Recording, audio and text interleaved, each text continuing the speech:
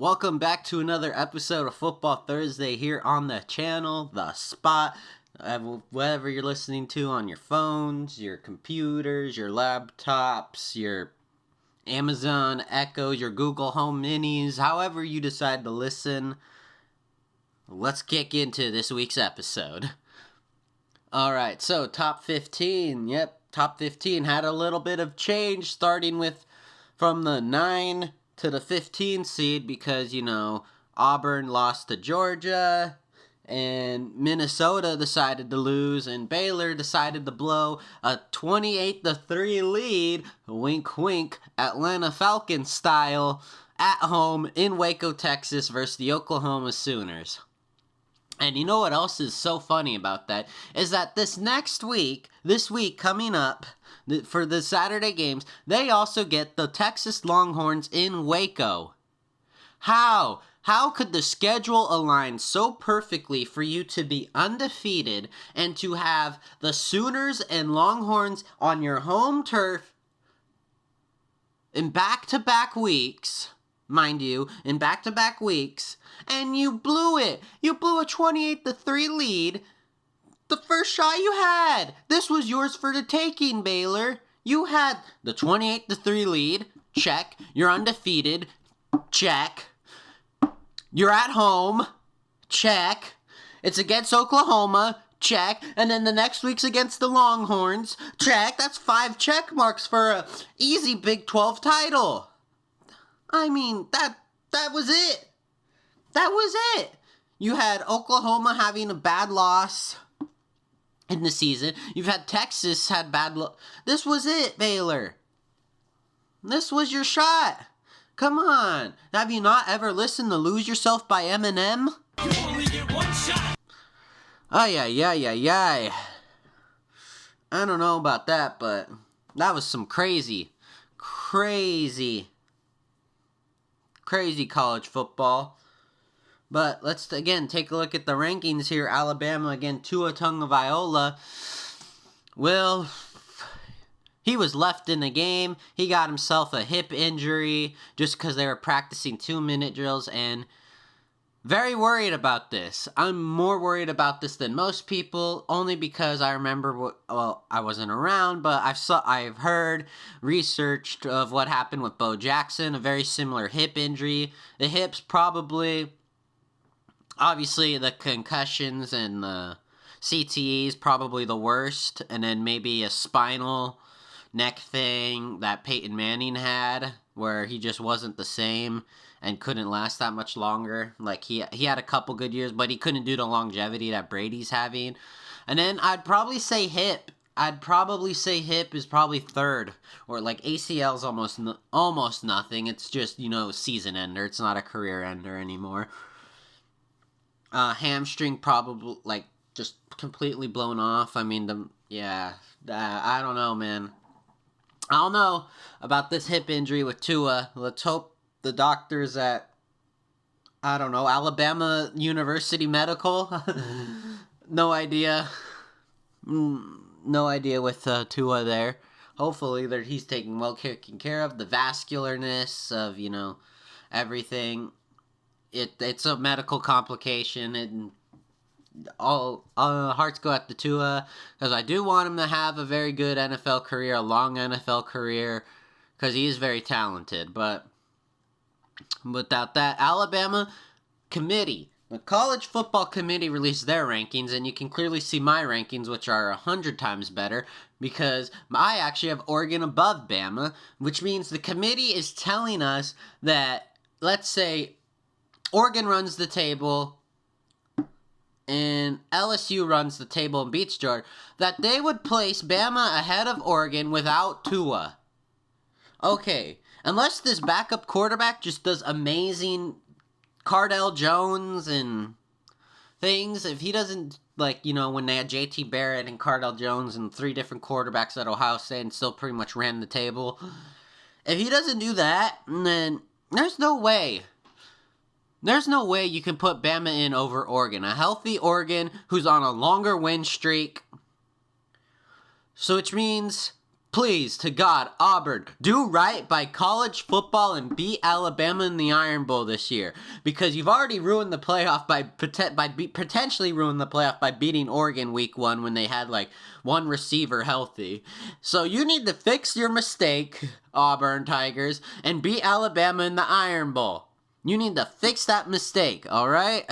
Because you couldn't beat LSU, and you couldn't beat Georgia, and you couldn't beat Florida, so you need to fix your mistake, beat Alabama in the Iron Bowl, so we can actually get healthy teams, healthy quarterbacks, all in a college football playoff. Because, hey, we're not going to get 2 in this year, might as well get Herbert. You know why? Because that's 4 of the best quarterbacks in college football. 4 of the 5 best, if you want to count Hurts above them, but 4 great quarterbacks in college football, because you'll got Burrow, you'll have Fields, you'll have Lawrence, and you'll have Herbert, all in the college football playoff. Please do not have some random backup from Alabama in the playoff. Auburn, you need to save college football. It's all on you, everyone. I don't care if you hate Auburn's guts, hate Bama more. Please, they need to save college football. We do not need Bama and SEC bias winning over with Tua out. All right, people? We need to push Auburn. We need to all grab a Bo Jackson, a Cam Newton, a Charles Barkley jersey, for Christ's sakes, and cheer Auburn on in the Iron Bowl, because Auburn needs to save college football's playoff this season. That is what needs to happen. We need that victory. Now, we need it. It's what we all need. Because or else we are going to be screwed, because it'll be exactly like last year where one team can blow out Notre Dame and then just pretty much prepare for the big matchup and just have a blowout in the national championship. That's what happens when you have 3 of the 4 best teams in, because everyone knows Ohio State was actually better than Notre Dame, but Notre Dame got old school favoritism because people still think it's the 80s of Notre Dame. Still think it's, Catholics versus convicts Notre Dame. When it's not. It's like saying Nebraska's an elite program. Notre Dame is not an A-plus program. They're an A-minus program. They're like Michigan. They're an A-minus program. They think they're A-plus. People think they're A-plus, but they're really an A-minus. They managed, squeeze by. They're not taking... They have a good GPA, but they're not taking all the AP classes they could have potentially taken, But, again, so that happened, and, Ohio State wasn't in, and that pretty much let Clemson have almost a bye week versus them, and then just get to prepare for Nick Saban, Alabama, and boom. Blowout in the national champ. That's what happens when you don't have 4 of the best teams, when one team can take a week off.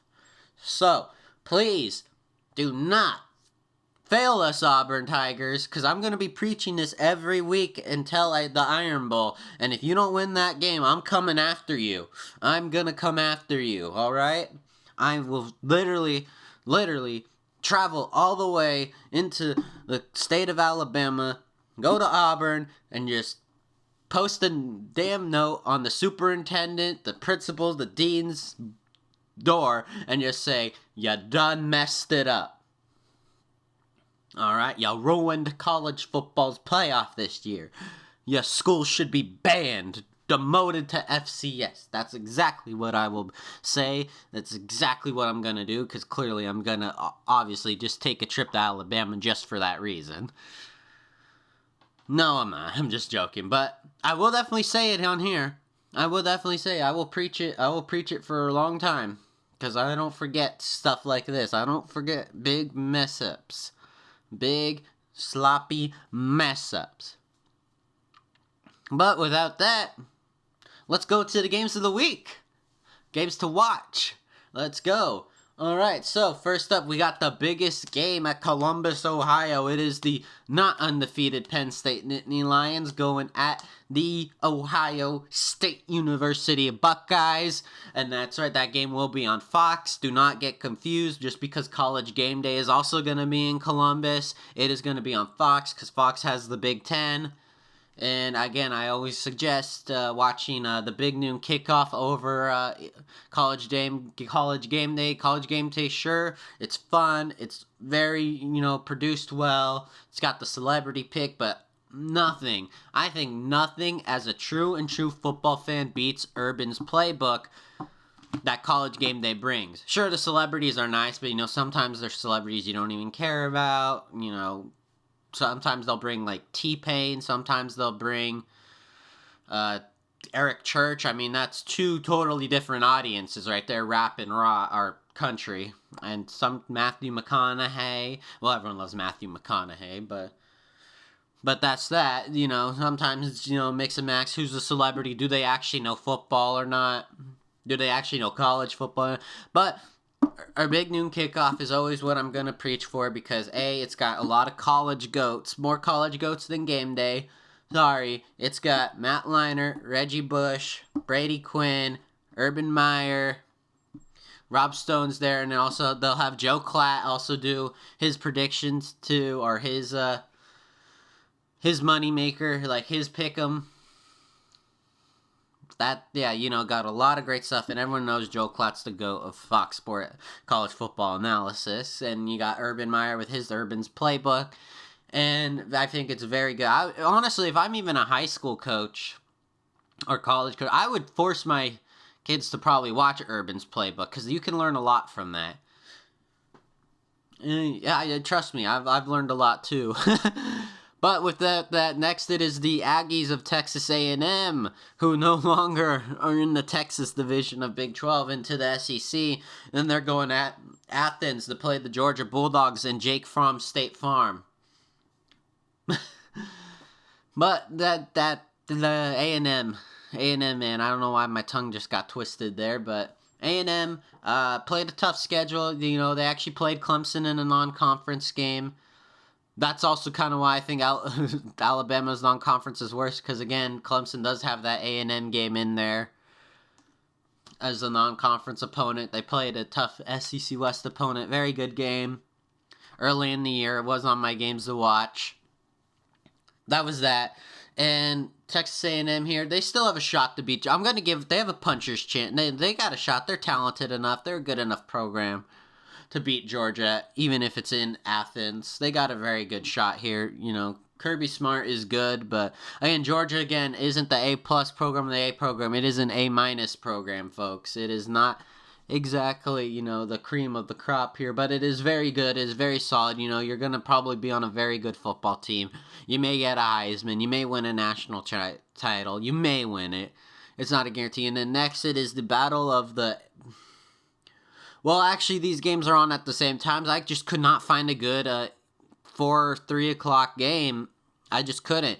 That was better than the Texas Longhorns going at Waco to face the top 12 ranked, top 15, however you want to rank them, Baylor Bears. I just couldn't. Even though, the Longhorns blew it against Iowa State. They blew it. They blew it against TCU. They blew it. Longhorns, stop blowing it. Come on, I was very excited for the Longhorns this year. Sam Ehlinger was coming. Cameron Dicker was being the kicker. And that man, you know what? If I'm a team if I'm the Chicago Bears, if I am the Chicago Bears right now, I am looking at Cameron Dicker as early as possible. You know why I'm going to look at Cameron Dicker as early as possible? Because 1, he's Dicker the kicker. That's already marketable. 2, he was clutch no matter what. He is clutch no matter what. In the Red River shootout last year, he hit the game winner. He was very clutch in that. And you know what? He is amazing with his placement of the ball on onside kicks. Because, again, if you watch the LSU game this year, he kicked it perfect. Just the Texas guy it slipped out of his hands and it went out of bounds. Perfect. Oklahoma, same thing. He placed it. He got the 10 yards. Texas players had a very great chance to get it. They just couldn't hold on to it. Cameron Dicker has placed the ball great on onside kicks. He's clutching the kicking game. He's got a marketable name. I am looking at him to be the savior of the kicking game in Chicago. I would look at him as a potential top pick. just because you already set on the defensive end. I like Cohen. I like Gabriel. I like Montgomery. Sure, you need the quarterback fixed, but I don't know if you're gonna have the early enough pick to get that quarterback. And I don't know if I want to risk it on Tua and his hip until I find out more. But Cameron Dicker will be the savior of the kicking game in Chicago. You can book that. You can steal my... I won't even ask for a penny. I just want to save the kicking game in Chicago. Alright? Just do it, Chicago. Do it. Draft room, the war room, the tray. I don't care. Just get him. He will be it. I don't care if it... When he's coming out, you book that man. I'm booking him. He's a guaranteed clutch kicker, a guaranteed great onside placement kicker. No matter how stinky the Longhorns were this season in their defense blowing the games. All right, if you give Cameron Dicker that defense, great things will happen in Chicago. All right, you will go back to being the monsters of the Midway. All right, that's that. All right, let's speaking of the monsters of the Midway, let's go move on into the NFL for a second here. Let's go take a look at our playoff picture, and still haven't had the change on the NFC side.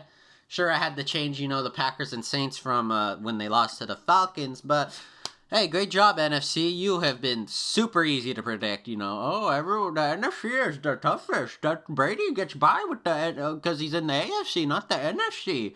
Well, guess what? I have not had to change the teams in the NFC since I have no idea how long. I have not had... That's how uncompetitive it is. That is 6 teams deep. The rest are fighting for 7th. They're fighting for 7th, folks. They're fighting for 7. Because since I placed the Cowboys on the NFC from the Eagles, they haven't moved. The Seahawks haven't moved from 5. The Vikings haven't moved from 6. The Niners haven't moved from 1. The Saints and Packers, they've switched from 2 to 3, but that's really it. That's not much of a competitive balance, I would say. They're front running. They're boat racing. They're front running, man. That is front running. All right, and then the AFC's actually changed a lot more with the Colts now sneaking back in, and the Steelers with the Browns loss and the yada yada. The Bills have stayed there. The Ravens have stayed there. The Chiefs have stayed there, and the Patriots have stayed there. It's not a parity league, folks. As much as, you'll lose a game here and there just because it is the NFL, it's not too much of a pterodactyl league. It's not. And don't get confused with dinosaurs with that word right there. Now, again, that's exactly what it's going to be. Now, I think, speaking of the playoffs, what is going on here with the LA Chargers? I've almost called them San Diego again. I have no idea what's going on with them, but that's just that. I mean, again, there's not much to talk about each week and out when, the Chiefs stay, they'll have a wild card home game, and then they won't have a home game in the second round, and when the Patriots and Ravens will have there's not much to talk about. Unless I'm going to talk about individual games, which I'm about to do right now as we take a look at our Pigskin Pick'em, and I'm on a big win streak. And I'll tell you why. I missed the first 2 games, but can you really blame me?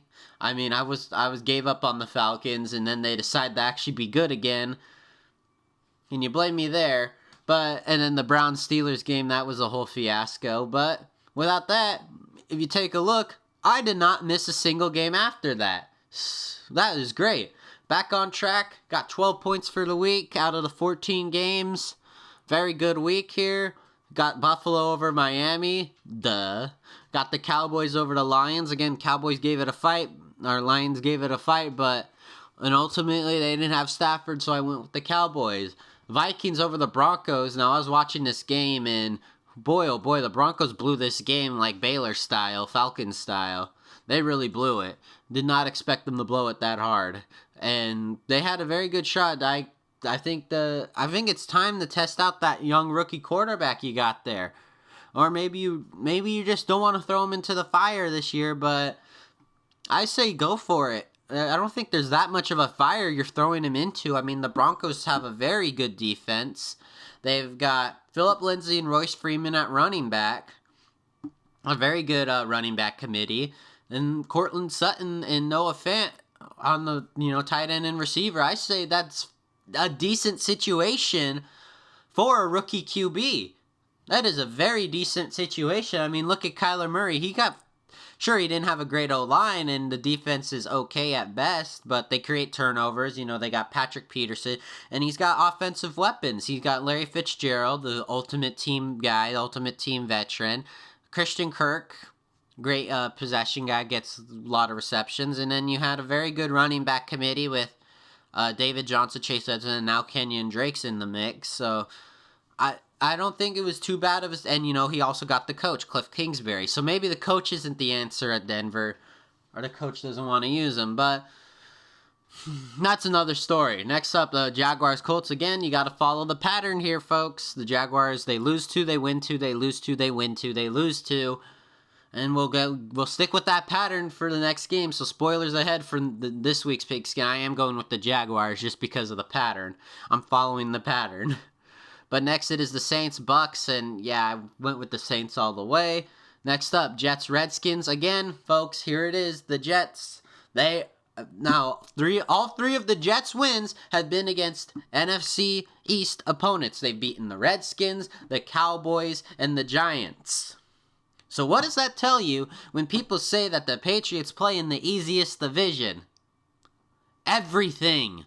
How can the Patriots play in the easiest division when the third place team in the AFC East has beaten 75% of the NFC East? Alright?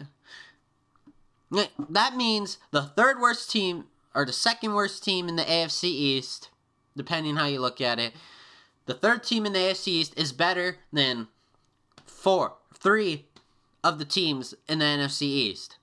The Patriots just make them look bad, folks.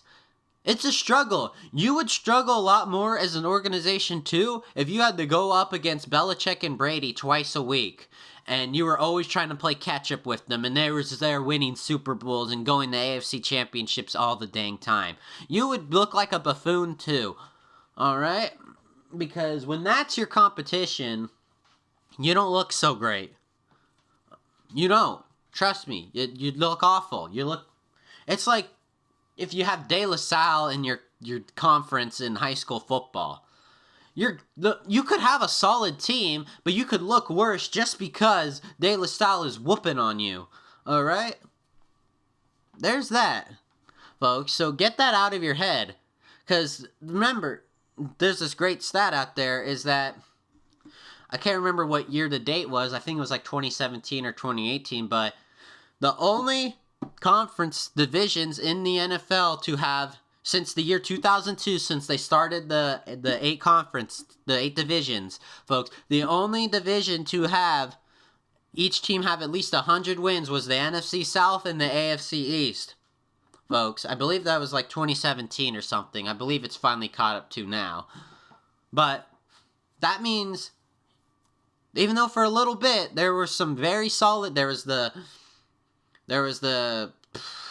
what's it called, Wildcat offense Dolphins that made a couple playoff runs, had some double-digit wins. There's some Rex Ryan's Jets teams going to back-to-back AFC title games. Bills have been always that solid team. They've never been, the worst team. They've fringed around 6-10 to 8-8 all the time, so very consistent. There's some good Drew Bledsoe years. They're playing very good right now with Josh Allen, Devin Singletary, John Brown. Playing very good. They always have a very good defense. But again, a lot of it, it's those East Coast states. This isn't like the NCAA where there's an East Coast bias. This is the NFL where there's a Cowboys, Giants, Eagles. It's a very team bias, or the Packers, Bears bias, and the West Coast. Niners, Raiders, Chargers, bias. We're very biased towards our own teams. But again, I live in the West Coast, and I can tell you that the West Coast teams have been absolute garbage, trash, smelly garbage, and very bad, because I could tell you that they haven't really produced much at all. West Coast teams, none at all, have not produced much. They've produced a Raiders Super Bowl loss, Chargers a couple AFC titles lost, and a Niners Super Bowl loss since the start of the 8 divisions. That's about it, and a lot of bad, mediocre teams. Some good Chargers teams just got stuck playing against awesome Peyton Manning-led and Tom Brady-led Patriots Colts team and the Roethlisberger. They got sandwiched. If they were in the NFC, they probably could have made a Super Bowl and would have lost the Super Bowl, but hey, they would have joined the rest of the West Coast California teams. Would have joined that pack, but I'm off track here. I'm going off topic here. Let's go Texans, Ravens. Boy, oh boy, what a smack down. This was Brock Lesnar versus Zach Gallen all over again. It was horrible to watch. Deshaun Watts, Texans need to figure out their O-line, and Ravens, dang it, Ravens, you screwed me over in fan. Why did Mark Ingram's 2 touchdowns have to be from receptions late in the game, by the way? Late in the game, you're still passing the dang ball. Come on, man. Put RG3 in there at least if you're going to give me those. Come on. But without that, Cardinals-Niners, I thought it was going to be a close game just because Cardinals played them close last time. But yeah, I went with the Niners. Niners were at home. They got it. Raiders-Bengals. Yikes. Raiders. Yeah, you could be happy you're winning, Raiders fans, but a struggle against the Bengals is not fun at all. Dang it. Alright, next up, Patriots-Eagles. Dang it. Dogs barking, trucks driving, mail delivering, all that shenanigans. Oh well, I'm not on a major network, so I can get away with this cheap production. Patriots-Eagles. Patriots, again, a solid Eagles team. Not anything good, just okay Eagles team. We're on the road in Philly. I remember on watching America's game. They call that the city of brotherly love? But there was no brotherly love when we arrived. I can't remember which team it was, but it was either a Cowboys team, a Giants team, or a Redskins team. I gotta rewatch all the America's games. I'll figure it out. But that was that. The Patriots went into they were down, but they came back and won in great Patriots fashion. And then next up, it is the Sunday night game. It was the Rams. It was the Rams and the Bears. The Rams, the Bears got offensive problems. The Bears have offensive problems, so, 17-7. Sounds about right. Chiefs-Chargers, Mexico City. That game was wildin', and that grass was actually more made for soccer than football, which is why you saw a lot more slip and sliding. It's, made for 150-pound guys, not 200 to 250, 300-pound guys. Different type of, not a lot of hard plants, all like that, plant and go. It's more all go. And also the different cleats, I want to say. But without that, I kind of got it right. I mean, my score prediction was 38-31, ended up being 24-17. Tyreek Hill went out of the game. But, I mean, I did predict there'd be a field goal in there and there'd be a touchdown win. Not too bad, not too shabby. So let's go on to next week here. All right, Texans, Colts. I'm going to roll with the Texans, but I'm scared for that offensive line. And I just wish everyone would leave me alone so my dog could stop barking. Go away. Go away, you bastards. Holy crap, I wish I was in Texas right now. Just so I could, just pull out any gun I want. But that's totally, California. That's where I live, California. Stricter gun laws, so I can't just pull out the gun and say, bye.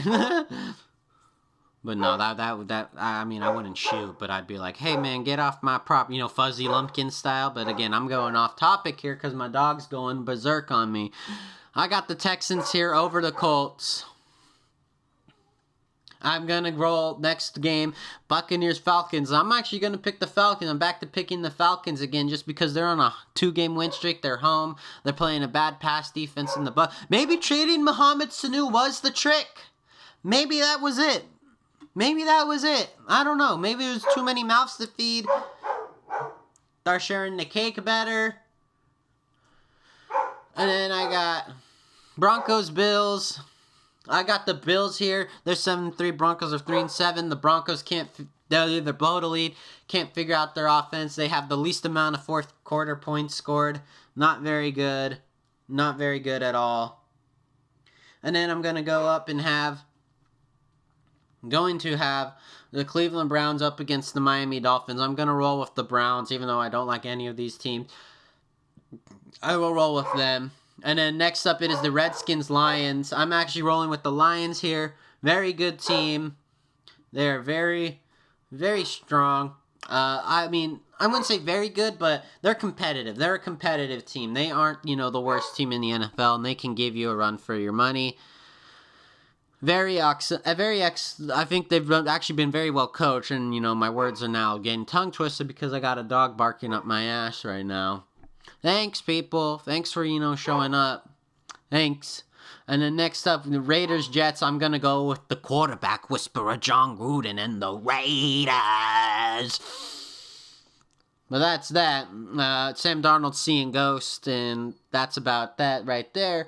And next up, it is the Saints-Panthers, and I'm going to roll with the New Orleans Saints. They're going to be home. And that's going to be very awesome right there. I think this is going to be a shootout here. I think the Panthers are going to have a little bit of a bounce back, but I think the Saints are just going to be rolling too hot there in the Superdome. And I don't think it's a great place to play if you're an away team, so I'm going to roll with the Saints right there. Next up, Seahawks-Eagles. It is the Birds battle of the sky. And I'm going to roll with MVP Russell Muscle Wilson, the man who has to really earn that max contract. Because that man is on fire. He is the MVP candidate. Him and Lamar Jackson have ran away with it. And it's going to be between them and Russell Muscle Wilson gonna get that victory. Hopefully, because I have him on my main fantasy team. But yeah, I'm going to roll with the Seahawks here. Tyler Lockett seems to be doing better. I'm going to roll with that right there. And then next up, it is Jaguars-Titans. As I said, I'm going to roll with the pattern here to lose 2, win 2, lose 2, win 2, lose 2. It is time for win 2 and no more Minshew, but they need clutch Foles.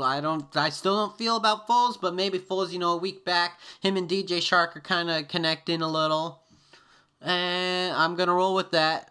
I'm going to roll with the pattern here just because that you got to roll with teams' patterns. So maybe lose 2, win 2, lose 2, win 2, lose 2, win 2 is the pattern. So maybe I say that's a very good bet right there over the percentage. And next up, it is Cowboys-Patriots. Good old pay Zeke all that money to rush 40 yards. Could have just kept Tony Pollard. Again, when Kamara went out, Latavius Murray balled out, David Johnson's out, Kenyon Drake's balling out, Chase Edmonds balled out. You get what I'm saying here, folks? The Patriots have a sling of running backs because, Sony Michel's not doing too great. Do James White, maybe do Burkhead, again, proving why you don't need to overpay. The Niners, sure, Breida's out, they got Coleman. That's just it. The Falcons, Freeman's out, now they're stuck with Hill, and Hill is Trash Garbo right now. Hill's decided to be Trash Garbo. How nice it is to not have the dog barking now. But without that, let's go on to the next game here. Packers versus the Niners. I'm going to roll with the Green Bay here. Aaron Rodgers is going to go into the home of the team that didn't draft him for Alex Smith, and they're both on fire. These two teams are the top 2 in the NFC. It is a battle for the first seed in the NFC. Let's see if Green Bay can get it. I don't know if they can or can't, but this is going to be, I think, a very good game here. Very well-coached teams. Great offenses. Defenses are doing all right. That's that. And then next it is the Monday night game. It is Lamar Fraction Unstoppable Jackson up against question mark on Cooks, Cup, Woods, Gurley, Goff, McVay, Rams. Yeah, very big question mark on those teams. On those players and all the shenanigans there in the Rams, the undisclosed, maybe they're injured, maybe they're not injured, oh no, they're good to go, but we're just gonna mess with all your fantasy teams because we're the Rams. Quote unquote, don't draft Rams players because they're not very transparent with us, the audience. So, never draft Rams players for fantasy, drop them now, trade them now. I don't know. Not really. I play fantasy, but I'm not one of the guys that follows every player to make, fantasy videos. I don't follow every player for, fantasy. I'm like, okay, the team's winning with him in the lineup, Not that type of guy unless, I really get into it. But that's that. That is, week 12. Missing teams, Cardinals and Vikings are two of the big missing teams here. But again, thanks for watching. Say goodbye to the dog. Say goodbye to Rusty as well, as he's missing us and the mailman and people walking in and out of the neighborhood. And without that, we're going to end here at 36 minutes right on the dot. So goodbye. See you next time.